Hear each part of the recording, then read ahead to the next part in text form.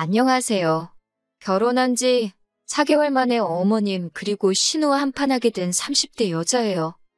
남편과는 대학생 시절 소개팅으로 만났습니다. 남편 말로는 제가 첫사랑이었다는데 그건 립서비스일 수도 있고 잘 모르겠어요. 저희는 이후로 4년을 사귀다가 헤어졌습니다. 헤어진 이유는 생각보다 단순했어요. 남편이 군대에 다녀오는 것까지 기다렸었는데 저녁 이후로 친구들하고 노는데 빠져서 저한테 소홀해지더라고요. 저는 저대로 바로 취업을 하면서 사회생활을 시작했고 상황이 그렇다 보니 자연스럽게 헤어졌네요. 그러다 다시 만나게 된 건 둘 다 30이 넘어서입니다. 남편은 어느새 건설회사에 다니는 건실한 어른이 되어 있었고 저 역시 공기업으로 이직을 하면서 안정적인 생활을 꾸려나가고 있었지요. 남편이나 저나 생활이 어느 정도 자리를 잡은 상태에서 만나니 사귀던 시절에 좋았던 일들만 생각나고 그래서 더 빨리 또 다시 서로에게 빠져들었던 것 같아요. 이후로 8개월의 짧은 연애를 하고 결혼을 약속하게 되었지요. 서로 조건 같은 건 비슷해서 사실 결혼하는 과정에 있어서는 별 문제가 없었어요. 양가 부모님 모두 사위감이자 며느리감인 저희를 마음에 들어하셨고 크게 요구하시는 것도 없었습니다. 다만 딱 한 번 예단 이야기가 나왔을 때 하마터면 서로 얼굴을 붉힐 뻔하긴 했어요. 사실 남편 집안이 어려운 건 아니지만 저희 친정에 비하면 여유가 있는 편은 아니었거든요. 더 구체적으로 말하자면 남편과 처음 하는 연애도 아니었으니 결혼 이야기가 나온 이후로는 현실적인 이야기를 많이 했습니다. 가정환경이라던가 재산이라던가 그때 남편이 말하기를 어머님 아버님 다 생활력이 강하신 분들이라 지금도 일을 하고 계시기는 한데 문제는 신우랍니다. 신우가 워낙에 씀씀이가 큰데다가 또 남편과는 8살이나 차이가 나다 보니 어머님 아버님이 신우한테 워낙 오냐오냐 해주셨던 모양이에요. 그래서 어머님 아버님과 신우가 함께 사는 아파트 한 채를 제외하고 나면 사실 재산이랄 게 없답니다. 그러면서 남편이 덧붙이기를 제가 원한다면 시부모님께 부탁을 드려서라도 그 아파트를 담보로 잡고 대출을 받아서 결혼에 보태겠다대요. 하지만 솔직히 그 소리를 듣고 그래 그럼 그렇게 해서라도 대출 받아오라는 여자가 몇이나 되겠어요. 저도 당연히 손사래를 치며 됐다고 했고요. 그래도 남편이 개인적으로 모은 돈이 8천만 원 가까이 되었고 저 또한 그 정도는 가지고 있었으니 이 정도면 충분하다. 대출을 받더라도 우리 이름으로 받자. 그렇게 하기로 했네요. 그리고 이 이야기는 상견례 자리에서도 나왔어요.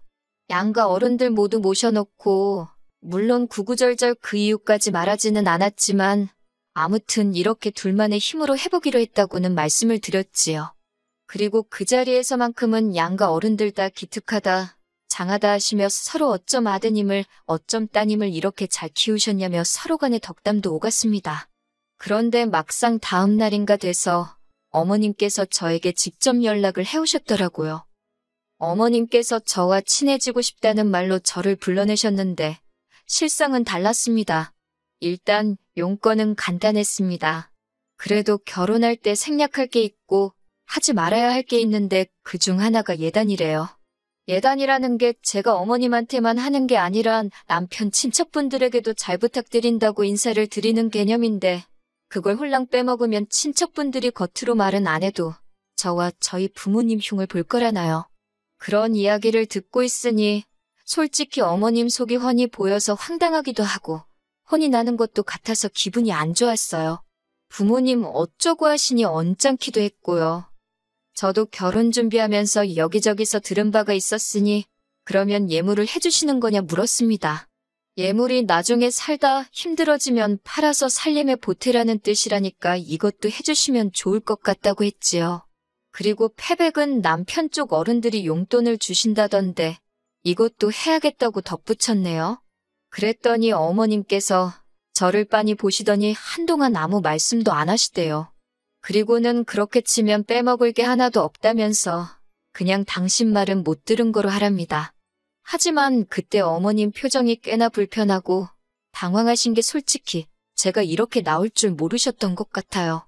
고분고분하니 당신 말대로 할 줄 아셨던 건지 그리고 바보같이 보일지도 모르겠지만 저는 남편에게 어머님이 이런 이야기를 하셨다는 말을 전하지 않았어요. 어머님께서 만난 자리에서 바로 당신 말씀을 거두어 들이시기도 했고, 좋은 일 앞두고 이미 해결된 일을 남편한테 말해봤자 제가 어머님을 험담하는 것처럼 보일까 걱정이 되었으니까요. 하지만 결혼식을 올리고 이후에 어머님이 보여주시기 시작한 언행에 비하면 예단 이야기는 애교에 가까웠더라고요. 저희 어머님은 한마디로 경우가 없으신 분이었습니다. 예단 이야기 때 너무 순순히 물러나시길래 그냥 생각이 좀 짧고 단순하신 분이구나, 그렇게만 생각했지. 시댁과 저희 집은 차로 30분이 채 걸리지 않는 곳에 있습니다. 일부러 그렇게 가까운 곳에 구한 것은 아니었고 서울이라고 해봤자 땅덩어리 자체가 작잖아요. 그 와중에 좀 저렴한 곳으로 알아보다 보니 경기권에 있는 시댁하고 그렇게 멀어지질 못했어요. 그래도 차로 30분이니 대중교통으론 1시간 가까이 걸렸고 어머님 아버님께서는 차가 없으시거든요. 꼭 그래서는 아니지만 아무튼 거리가 가깝다고 해서 별 걱정은 안 했어요. 그런데 이게 웬걸 지하철에서 버스로 갈아타는 수고를 하시면서까지 어머님은 저희 집에 수시로 오기 시작하셨습니다. 별다른 이유가 있어서 오시는 것도 아니고 그냥 심심해서 왔다던가 궁금해서 왔다던가. 사실 처음엔 그래도 출발하기 전에 미리 연락은 주셨어요. 그런데 제가 몇 번인가 못 오시게 한 적이 있거든요. 남편이랑 저랑 야근을 한다던가 주말에 선약이 있다던가 그럴 때요. 그러자 이제는 거절 잘 못하는 성격인 남편한테 먼저 연락을 하신다던가 아예 연락 없이 오시더군요. 문제는 남편이나 저나 집돌이 집순이다 보니 어머님이 연락 없이 오시기라도 하면 무방비로 당했던 거지요. 막말로 어머님이 언제 오실 줄 알고 맨날 내 집 놔두고 다른 데 가 있을 수도 없잖아요. 100번 양보해서 오시는 거 그럴 수 있다 칩니다. 하지만 오셨으면 그냥 저희랑 밥 한 끼 맛있게 드시고 커피 한 잔 하고 가시면 되잖아요. 그런데 그게 아니고 그렇게 시시콜콜한 것까지 잔소리를 하세요. 시작은 냉장고부터입니다. 저희는 둘이 살기도 하고 식사 대부분을 회사에서 하다 보니 집에서 밥해 먹을 일이 많이 없어요. 그나마도 저는 요리하는 걸 안 좋아하고 남편은 좋아해서 이따금씩 남편이 음식을 하고요. 그래서 집안일을 분담할 때도 제가 청소와 빨래를 맡았고 남편이 요리와 설거지를 합니다. 쓰레기를 버리거나 재활용하는 건 남편이나 저나 하게 되는 사람이 하는 거고요. 그런데 처음에 어머님께서 냉장고를 열어보시더니 이게 뭐냐면서 이게 사람 사는 집이냐고 저한테 뭐라고 하시더라고요. 그러면서 남편 이렇게 먹여서 내보내면 힘을 어떻게 쓰냐고. 그때는 정말 결혼한 지 한 달도 안 됐을 때라서 뭐라고 반박도 못하고 그냥 죄송하다 했는데 생각할수록 억울하더라고요. 그래서 이후로 비슷한 잔소리를 3-4번 들었을 땐 남편더러 이리 와서 설명 좀 하라고 했어요. 그러자 남편이 어머님더러 뭐 이런 걸 다 확인하냐면서 바빠서 그런 거니까 신경 쓰지 말라고 딱 자르더라고요. 그러자 어머님께서 부엌일이 며느리인 제 소관이지 어째서 남편을 앞세우냐 하십니다. 그래서 아니라고 남편이 부엌일을 제가 청소랑 빨래 등을 도맡기로 했다고 했더니 어머님이 어이가 없다시대요. 당신은 아들 부엌 드나들게 안 키웠다고. 그래서 저도 그랬지요. 저도 결혼 전까지 친정에서 부엌에서 일한 적 없다고요.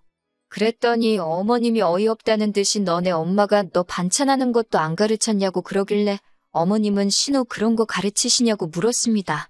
네, 맞아요. 솔직히 어머님 말씀에 화가 나서 저도 좀 빈정거렸어요. 막말로 남편에게 듣기론 신우는 자기 먹을 라면도 하나 제대로 못 끓인다고 했거든요. 할 줄 아는 거라곤 오로지 전자레인지로 데워 먹는 것뿐이라고. 그뿐만이 아니었습니다. 어머님은 어떻게든 제 흠을 잡겠다는 각오라도 하신 건지 창틀까지 손가락으로 문질러 보시더군요. 하지만 어머님의 의도와 달리 먼지 한 톨 나오지 않자 어머님께서는 그건 또 그거대로 못마땅하신지 들릴 듯 말 듯한 목소리로 짜증을 내시대요. 그리고 이런 일은 어머님이 저희 집에 오실 때면 매번 벌어지는 일이었습니다. 그래서 결국 나중에는 한 달에 2번 이상 오시지 말라고, 그러면 현관문 안 열어드린다 했지요. 아버님께도 부탁을 드렸더니 아버님은 당신은 전혀 몰랐다면 이 엄마가 제정신이 아닌가 보다고 그러면서 저희 편을 들어주셨어요. 그런데 지난 설이었습니다. 결혼하고 처음 맞는 명절이다 보니 저도 나름대로 날이 많이 섰어요. 제사도 없다고 했는데 갑자기 올해부터 돌아가신 시조부모님과 시외조부모님 제사를 지내신다 하셔서 솔직히 짜증도 났고요. 특히 주변 사람들이 시외조부모님 제사는 제가 지낼 필요가 없다던데 어머님께서는 되려 제가 안 하면 누가 하냐고 제가 뭣도 모른다는 식으로 말씀하시더라고요. 명절 전날부터 시댁에 내려가 만두 빚고 8종류의 전을 하고 그 밖에도 무슨 아버님이 좋아하시는 음식, 신우가 잘 먹는 식혜, 어머님의 진두지 위아래 거의 저 혼자 별걸 다 만들었어요. 친정에서는 이런 일이 있지도 않고 정말 어쩌다 한 번 이따금씩 만두 정도는 빚곤 했는데 그래도 누구 하나 따로 노는 사람 없이 다 같이 보내는 시간이었거든요. 그런데 시댁에서는 정말 저 혼자 하다시피 했네요. 특히 만두라도 같이 빚겠다는 남편을 어머님이 기어이 밖으로 내보내시는 걸 보고는 정말 스트레스가 올라오더라니까요. 그래도 참명절이었던 만큼 가슴에 참을인 자를 새기며 무사히 고비를 넘겼습니다. 이튿날 아침에는 다 같이 모여 식사를 했지요. 신우는 자기는 딸이니까 제사랑 상관없지 않냐면서 전날부터 코빼기도 보이지도 않더니 아침에도 집에 안 들어왔는지 안 보였고 결국 아니나 다를까 저 혼자 설거지하는 신세가 되었어요. 그런데 그때 어머님께서 갑자기 분주해지시더니 냉장고 정리를 시작하시는 겁니다. 그러면서 설거지거리가 계속해서 나오기 시작하대요. 심지어 몇몇 반찬통은 열기가 무섭게 싱크대에서 설거지를 하고 있던 저도 맡을 만큼 고약한 냄새가 났는데 그래도 기어이 안 상한 거라며 저더러 맛을 보라는 식이셨어요. 당연히 맛은 안 봤고 견디다 못한 제가 큰 소리로 남편을 불렀습니다. 남편더러 와서 이 음식 썩었나 좀 먹어보라고요. 그러자 어머님이 화들짝 놀라시더니 이건 너랑 나랑 먹어보면 아는 걸 뭐하러 당신 아들까지 부르느냐고. 그래서 그러면 어머님이 직접 드셔보시라고 전 안 주셔도 된다고 정색을 하면서 말했어요. 그제서야 어머님이 좀 애매하다 싶은 것도 그냥 버리시더라고요. 설거지는 설거지대로 얼마나 많이 나오던지 결국 또 다시 남편을 불렀습니다. 저희 남편이 알아서는 못하는데 부르고 시키면 그건 또 잘 따라요. 또다시 남편이 불이 나게 부엌으로 오자 어머님께서는 저더러 지 남편 편하게 쉬는 꼴을 못 본다고 기어이 한 소리 하시대요. 그래서 저도 에라 모르겠다 생각하고 어머님도 저 편하게 쉬는 꼴을 못 보시나 보다고 그랬어요. 그제서야 상황 돌아가는 걸 눈치챈 남편이 왜 그러냐면서 제 손에서 고무장갑을 가져갔고 저도 순순히 내주고 거실로 나와 아버님 옆에 앉았습니다. 아버님께서는 이 모든 상황이 당신과는 상관없다 생각하셨는지 계속 킬킬거리며 웃고만 계셨는데 적어도 어머님 편은 안 드시니 기분은 안 나쁘대요. 그런데 그때였습니다. 현관문 열리는 소리와 함께 신호가 들어오더라고요. 꼬락서니가 어디서 술을 얼마나 먹었는지 머리는 다 풀어헤치고 옷차림은 또 얼마나 지저분하던지 그건 그렇고 어쨌든 신우도 눈치가 있을 거 아니에요.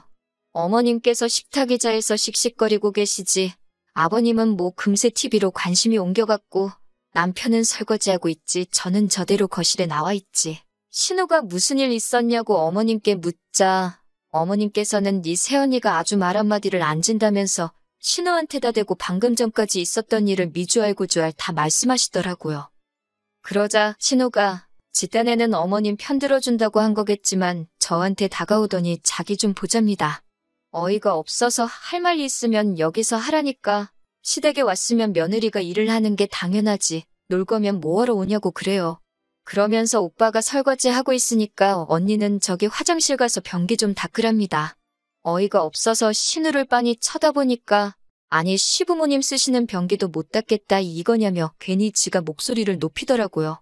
사실 어제 시댁에 도착하자마자 화장실에 갔다가 저 기절하는 줄 알았어요. 아버님이 변기를 안 올리고 소변을 보시는 건지 앉으면 엉덩이 닿는 데 있잖아요. 거기에 샛노랗게 오줌방울 자국이 막 있더라고요. 진짜 비위가 상했는데 저도 써야 하니 어쩌겠어요. 대충 제가 물 청소하고 썼지요. 그런데 아침 식사 전에도 가보니까 또 그런 게 아니겠어요? 신우도 뻔히 그걸 알면서 저더러 그 변기를 닦으라고 하는 거니 제가 얼마나 화가 나던지요. 그런데 그때 부엌에서 남편이야. 너 미쳤냐 그러면서 고무장갑을 내팽개치고 거실로 나오대요. 어머님도 그런 남편에게 놀라셨는지 너 왜 동생한테 그러냐고 소리를 치시고 그런데 남편이 신우더러 네가 뭔데 새언니더러 변기를 닦아라 말하냐면서 네가 싸는 변기는 네가 치우라고 뭐라고 하더라고요. 그제서야 아버님께서도 남편더러 그래도 그렇지 부모 앞에서 큰 소리를 내느냐고 한마디 하셨는데 그러자 남편이 정말 자기 창피하게 왜 그러냐면서 왜들 이렇게 경우가 없냐고. 그리고 결국 결론부터 말씀드리자면 그날 아주 집이 뒤집어졌습니다. 어머님과 아버님 두 분 다 세 사람 하나 들어오자마자 아들놈이 부모한테 대든다고 기함을 하셨고 신우는 신우대로 오빠가 여자한테 미쳐서 가족도 못 알아본다고 악을 써댔거든요.